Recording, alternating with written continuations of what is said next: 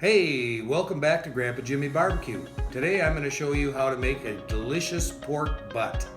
It's not really from the butt of the pig, it's a pork shoulder, also known as a Boston butt. And it's super easy to make. It's a lot of food for a big gathering or a large party. It's a perfect meat to cook. It just takes some time, but that's okay. I've been to a lot of different barbecue competitions and trade shows, so I have a lot of different spices and rubs.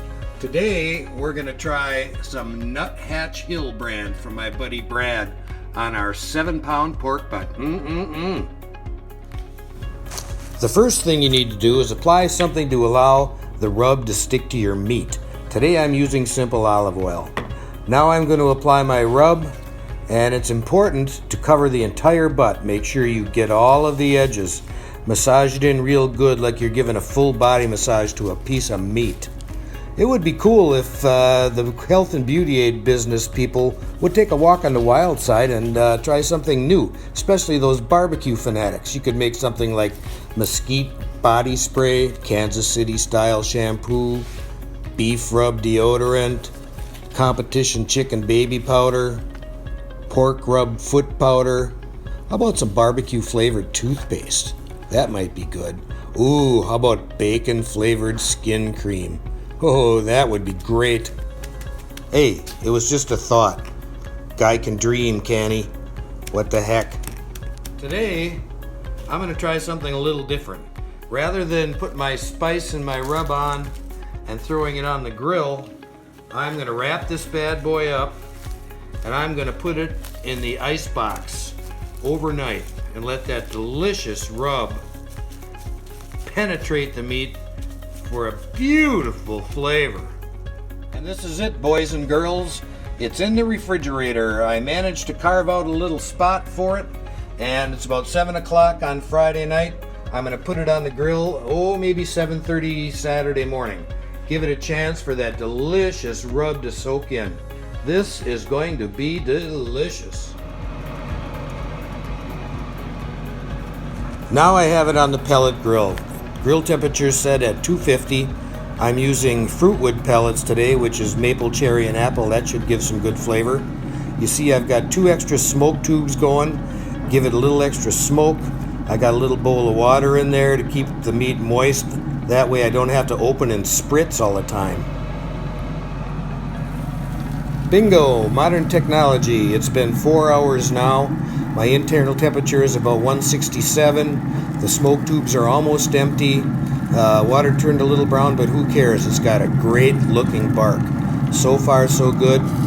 Next thing we got to do is pull it off and wrap that baby up. I took it off, put it in a shallow disposable pan. Now I'm going to add some A&W root beer. Just drizzle it right over the top. Use maybe a third of a bottle. I'm a juice freak, so I really like some juice. And there's some Gates barbecue sauce. I'm going to add that to the juice too. It's going to make for some fantastic dipping sauce. Give that a try. You can try other things, but this is what I prefer. Do some experimenting.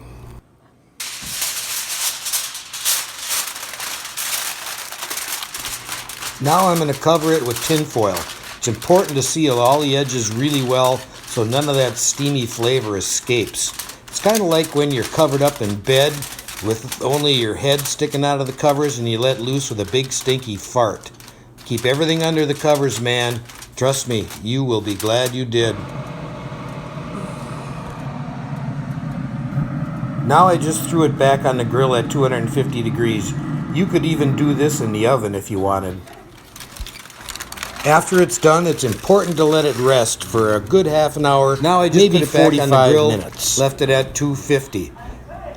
And now we are done. I got an internal temperature of about 205. Open her up. It's nice and steamy. Oh, it looks great. Yeah. That juice is going to be unbelievable with the A&W and the Gates. Secret to a good pork butt, look at that. You grab the bone, pulls out just like butter. Now, you got a couple choices what you can do. You can grab a fork and you can shred it. You can get some of these bear claws and you can shred it up that way. just do it with your fingers.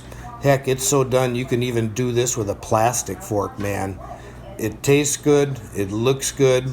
It's kind of hard to resist taking a couple of nibbles while I'm doing this. Now that was a fantastic pork dinner.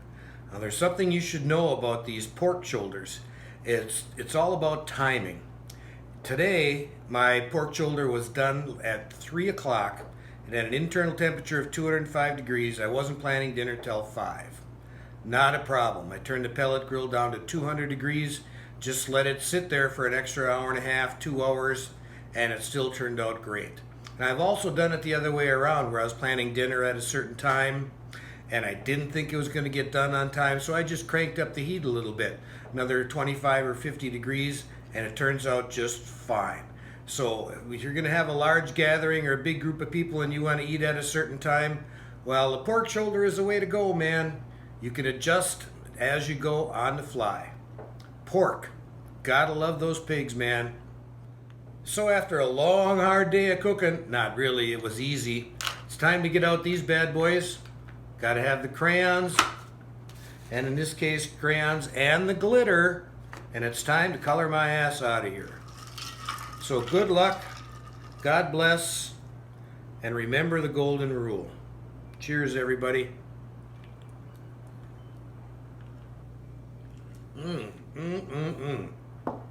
That is so good.